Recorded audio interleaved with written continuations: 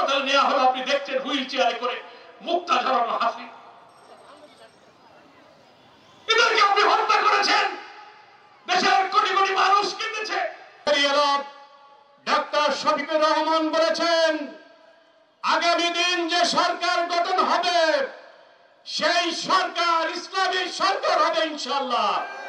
জামাতে ইসলামী নীলিমা নতুন কথা বলবে, নদীরা বিগুন বেগে চলবে। আমি ফুলতলা ইউনিয়নের প্রতিটা মানুষের কাছে, প্রতিটা পরিবারের কাছে আমরা বাংলাদেশ জামাত ইসলামের এই আহ্বান পৌঁছে দেব ইনশাআল্লাহ। সম্মানিত উপজেলাবাসী, ইউনিয়নবাসী, আজকে আমাদের সিদ্ধান্ত হবে আগামী নির্বাচনে আমরা ফুলতলা ইউনিয়নবাসী সংঘবদ্ধ হয়ে ফুলতলার ইতিহাসে সব থেকে বেশি সংখ্যক ভোট দিব অধ্যাপক মিয়া গোলাম পরোয়ার ভাইয়ের দাঁড়িপাল্লা মার্কা ইনশাআল্লাহ। আমরা দাঁড়িপাল্লা পর্যন্ত জামাতের স্লোগান হচ্ছে আল্লাহর আইন চাই, সব লোকের শাসন চাই। বাংলাদেশের জমিনে পৃথিবীতে যখন আল্লাহর আইন কায়েম হয় না আর সৎ নেতৃত্ব প্রতিষ্ঠিত হয় না, সেখানে সমৃদ্ধি এবং কল্যাণ কায়েম হতে পারে না। আমরা বিশ্বাস করি বাংলাদেশ স্বাধীনতার পর থেকে আজ অবধি এই বাংলাদেশে সৎ মানুষের শাসন এদেশের মানুষ দেখতে পায় নাই।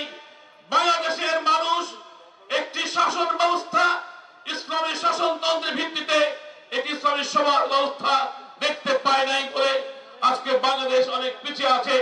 অনাহার, দুঃখ, দুর্দশা, জুলুম, নির্যাতন, নিষ্পেষণ, এদেশের মানুষ অনেক নিপীড়নের শিকার হয়েছে।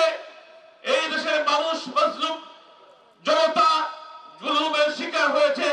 আজকে বৈষম্য করে, আলো বাতাস বৈষম্য করে, কোনো কিছু বৈষম্য করে নাই।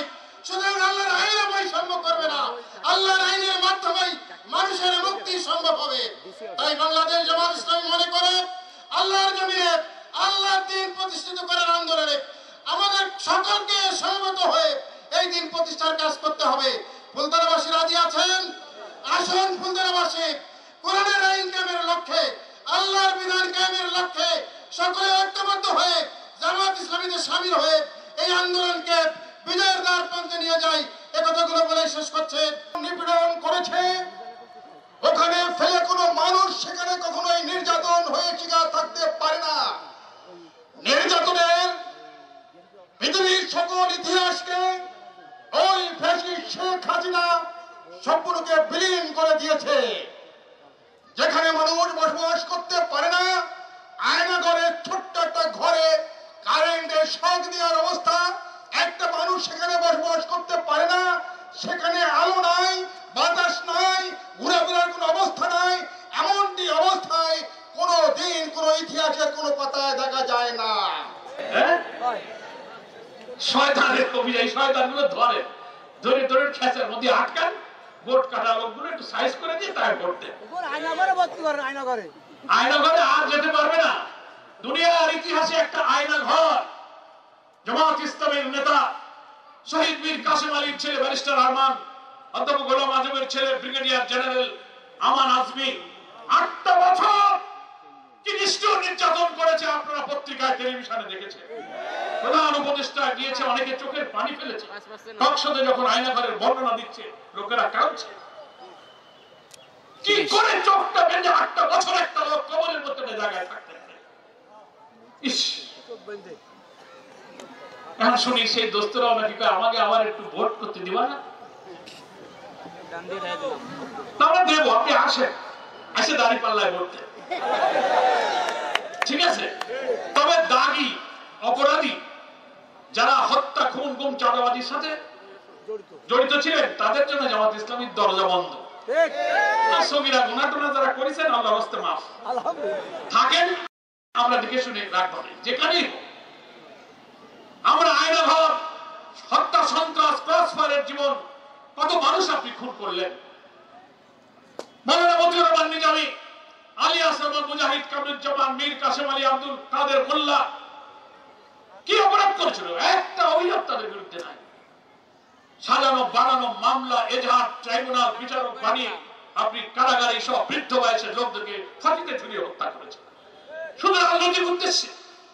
অধ্যাপক গোলাম আজম, মকবুল আহমদ, মৌলানা এ কে ইউসুফ, আব্দুল খালেক মন্ডল সাতক্ষীরা, অধ্যাপক নাজির আহমদের মতো বৃদ্ধ 80, 90, 93 বছরের মানুষদেরকে বিনা অপরাধে আল্লাহর ওলি নেক বান্দারা যারা জীবনে একটা মিথ্যা বলে নাই, হারাম খায় নাই, মানুষকে কষ্ট দেয় নাই, ধীরে ধীরে কারাগারে আপনি তাদেরকে হত্যা করেছেন। মাওলানা দেলোয়ার হোসেন সাইদি কারাগারে আমার সাথে দীর্ঘদিন আমরা এক জায়গায় ছিলাম। মৃত্যুর আগেও যেদিন থেকে হাসপাতালে নেওয়া হলো আপনি দেখছেন হুইল চেয়ারে করে মুক্তা ঝরানো হাসি। এদেরকে আপনি হত্যা করেছেন। দেশের কোটি কোটি মানুষ কেঁদেছে, আল্লাহর ঘরে বান্দারা সিজদায় পড়ে আল্লাহর কাছে হাজারি করেছে, কিন্তু খুনির প্রেতাত্মা হাসিনার হৃদয় কাঁপেনি। আমরা সেই ফ্যাসিবাদকে বিদায় করে শোষণ মুক্ত, বৈষম্য মুক্ত একটি নতুন বাংলাদেশের স্বপ্ন দেখছি। সেই বাংলাদেশ নির্মাণে আসুন আমরা যারা ফ্যাসিবাদ বিরুদ্ধে আন্দোলন করেছিলাম সেই সব রাজনৈতিক দলকে আমি আমন্ত্রণ জানাই, নিজেদের মধ্যে ভেদাভেদ, গন্ডগোল, ছোটখাটো বিষয় নিয়ে বিশৃঙ্খলা বিতর্ক আমরা বাদ দিই, নাকি বলেন? মিলেমিশে আমরা একটা নির্বাচন করি, জনগণ যাদেরকে ভোট দেবে তারাই ক্ষমতায় যাবে। জামাত ইসলামের ব্যাপারে আমরা নিশ্চিত থাকি না, আমরা কোনোদিন ভোট কাটতে পারি, ও বিদ্যা আমাকে নাই, ও কিতাব আমরা পড়ি। এই জন্য আমরা চাই ইলেকশনটা একটু ফ্রি ফেয়ার। নির্বাচনের আগে সংস্কার করতে হবে। আর আমরা দুইটা দাবি করেছি, যারা এই 17 বছরে নিরীহ লক্ষ লক্ষ মানুষকে কষ্ট দিল, হত্যা করলো, মানবতা বিরোধী অপরাধের এই অপরাধী খুনিদের মাস্টার মাইন্ড হচ্ছে শেখ হাসিনা। 5ই আগস্ট কোটি কোটি মানুষের উত্তাল আন্দোলনে ভীত হয়ে গণভবন থেকে শেখ রেহানাকে দিয়ে হেলিকপ্টারে করে ভারতে পাড়ি দিয়ে পালিয়ে গেল। কোন জায়গায় গেল? আসতে কর কেন, ভয় লাগে? কোথায় গেছে? যেখানকার মাল সেখানে চলে গেছে। উনি আবার মাঝে মাঝে একটু আসতে চায়। ভিডিও টিডিও অনলাইনে দেখি এদেশের আওয়ামী লীগের নেতারা কান্না করে, আবা খুব কষ্ট হচ্ছে, অসুবিধা নেই, আমরা আসি, আপনি চলে আসেন। তো উনি আবার বলে, তোমরা থাকো, আমি এসে পড়বো এক সময়, কাছে কাছে আসে। তা এসে পড়েন, আমরা খুব গেট গেট সাজায় রেডি আছি। আমরা দাবি করেছি শেখ হাসিনা সহ মানবতা বিরোধী অপরাধে নিরীহ নিরপরাধ সোনার সন্তানদের যারা হত্যা করেছে, পঙ্গু করেছে, মানবতা বিরোধী যে ট্রাইব্যুনাল সরকার গঠন করেছে, এই ট্রাইব্যুনালে তাদের অবিলম্বে বিচার করতে হবে। একটা মিথ্যা ট্রাইব্যুনাল বানিয়ে তুমি আমাদের লোকদেরকে ফাঁসি দিয়ে হত্যা করেছো।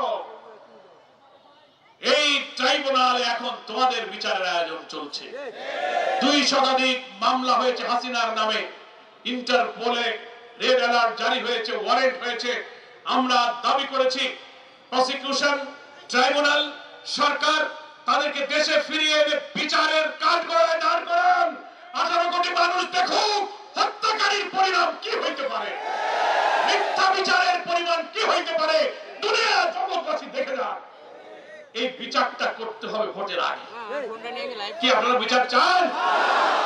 আপনি যদি ভোটের আগে বিচার করতে বেশি সময় লাগবে না, আমরা তাড়াহুড়ো করতে চাই না। অন্তত বড় বড় রুই কাতলাগুলোর বিচার শুরু হয়েছে, দৃশ্যমান হয়েছে, এই দৃশ্যটা আমরা দেখতে চাই। তাহলে বিচার এবং সংস্কার করতে হবে। আর নির্বাচন আমরা চেয়েছি সংখ্যানুপাতিক পদ্ধতি, প্রপোর্শনাল রিপ্রেজেন্টেশন, পিআর। দলের আদর্শ, দলের মার্কায় সব ভোট দেবে, প্রার্থী ব্যক্তিকে ভোট দেবে না। ব্যক্তিকে ভোট দিলে মারামারি, গন্ডগোল, কালো টাকা, পেশি শক্তি যুদ্ধ হয়।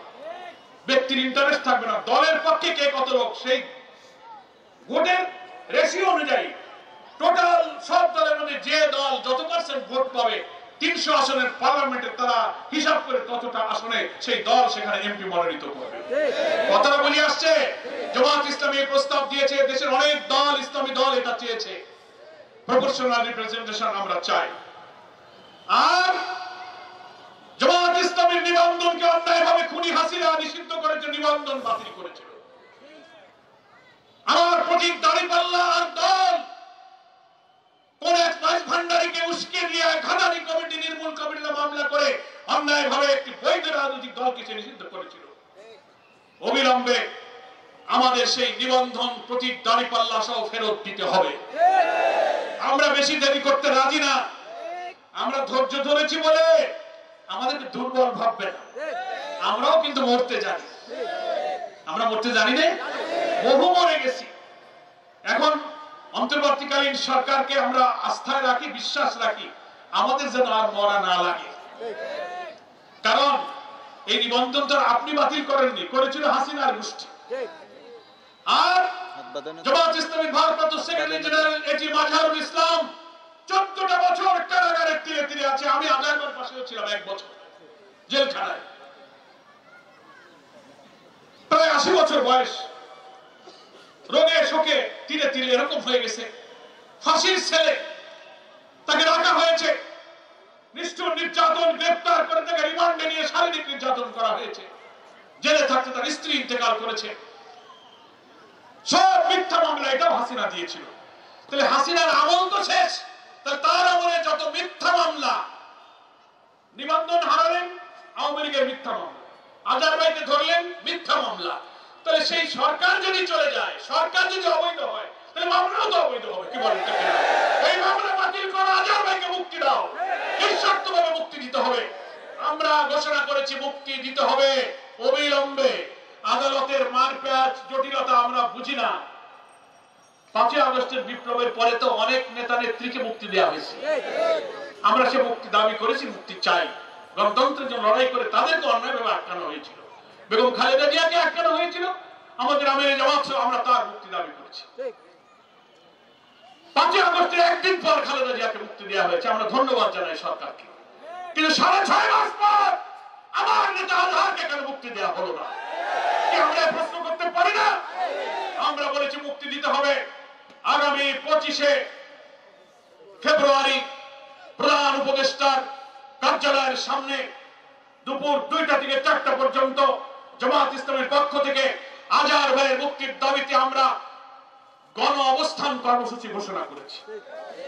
আমরা সরকারের বিরুদ্ধে নই, কিন্তু আমরা জুলুমের বিরুদ্ধে, নির্যাতনের বিরুদ্ধে।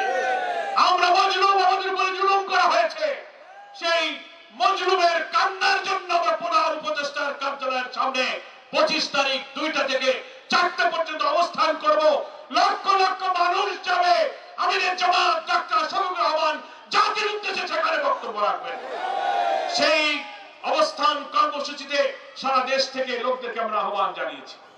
আমরা প্রধান উপদেষ্টাকে বলবো, অবৈধ অনেক মৃত্যুদণ্ড প্রাপ্তিকেও, আসামিকেও আপনি মুক্তি দিয়েছেন।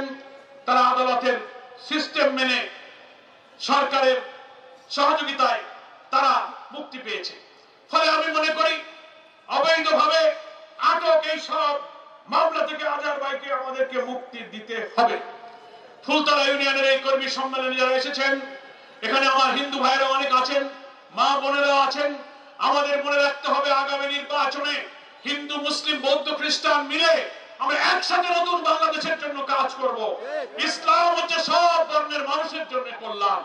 ফুলতলা ইউনিয়নের 9টি ওয়ার্ডের ঘরে ঘরে বোনেরা যাবেন, সব ভোটারদের কাছে, সব নাগরিকের কাছে ভাইয়েরা যাবেন, পাড়ায় পাড়ায় ইউনিট করে তুলে ইনশাআল্লাহ আগামীতে নতুন বাংলা